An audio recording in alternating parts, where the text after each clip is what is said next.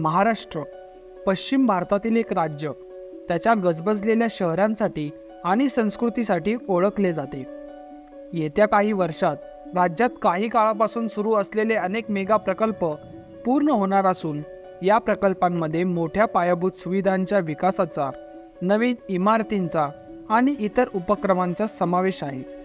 अशाच प्रकल्पांबद्दलची माहिती आपण या नवीन व्हिडिओ सीरीजमध्ये करणार आहोत, ज्यामध्ये आजच्या व्हिडिओमध्ये आपण मुंबई नागपूर द्रुतगती मार्ग किंवा हिंदू हृदय सम्राट बाळासाहेब ठाकरे महाराष्ट्र समृद्धी महामार्ग याबद्दलची माहिती पाहणार आहोत। त्यामुळे हा व्हिडिओ शेवटपर्यंत पहा व जर तुम्ही चॅनलवर नवीन असाल तर चॅनल सबस्क्राईब करायला विसरू नका। मुंबई नागपूर द्रुतगती मार्ग 701 किमी लांबीचा आणि 6 पदरी द्रुतगती मार्ग आहे। एक्सप्रेसवे अधिकृतपणे हिंदू हृदय सम्राट बाळासाहेब ठाकरे महाराष्ट्र समृद्धी महामार्ग म्हणून ओळखला जातो। ती 390 खेड्यांमधून पुढे जाते आणि महाराष्ट्रातील 10 जिल्हे ओलांडते। यामुळे मुंबई ते नागपूर दरम्यानचा प्रवास वेळ लक्षणीयरित्या कमी होईल।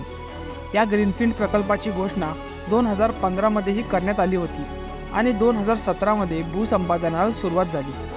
पंतप्रधान नरेंद्र मोदी यांनी डिसेंबर 2018 मध्ये मुंबई नागपूर द्रुतगती मार्गाची पायाभरणी केली होती।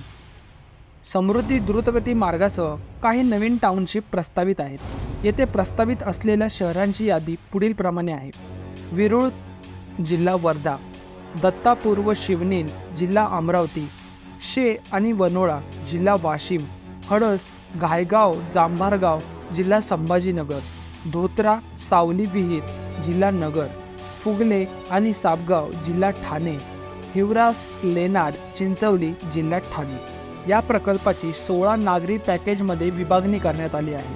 Package 1 Nagpur, package 2 Wardha, package 3 Amravati, package 4 Washim, package 5 वाशिममधील किन्नी राजा ते गाव केनवड, पॅकेज 6 जिल्हा बुलढाणा, पॅकेज 7 गाव बांधा ते गाव सावरगाव माळ बुलढाणा, पॅकेज 8 जिल्हा जालना, पॅकेज 9 संभाजीनगर, पॅकेज 10 गाव फतिबाबाद ते संभाजीनगरमधील Surala, package 11 Nagpur, package 12 Nashik, package 13 नाशिकमधील सोनारी ते गाव तरणपाडा, पॅकेज 14 गाव तरणपाडा पिंपरी सदरोहीन ते गाव वाशाळा बिके जिल्हा ठाणे, पॅकेज 15 गाव वाशाळा बिके ते ठाण्यातील गाव बिरवाडी, पॅकेज 16 गाव बिरवाडी ते गाव आमने जिल्हा ठाणे। समृद्धी महामार्गाशी इतर अनेक एक्सप्रेसवे जोडले जातील। चला तर पाहूया। 1 पुणे संभाजीनगर द्रुतगती मार्ग, पुणे आणि संभाजीनगर दरम्यानचा नवीन प्रस्तावित द्रुतगती मार्ग जो 225 किमी अंतराचा कव्हर करेल। 2 नागपूर गोंदिया द्रुतगती मार्ग 141 किलोमीटर असेल। 3 नागपूर गडचिरोली द्रुतगती मार्ग 152 किलोमीटरचा असेल।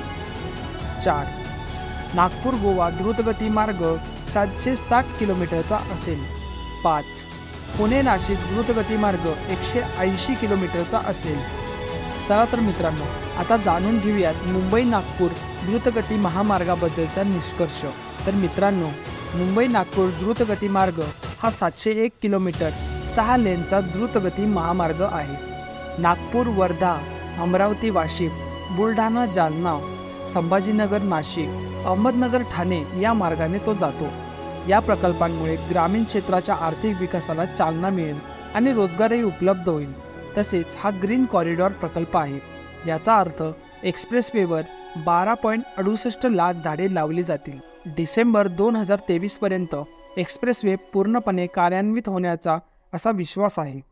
तर मित्रांनो, हिंदू हृदय सम्राट बाळासाहेब ठाकरे महाराष्ट्र समृद्धी महामार्गाबद्दल तुमचे काय विचार आहेत ते कमेंटमध्ये सांगायला विसरू नका।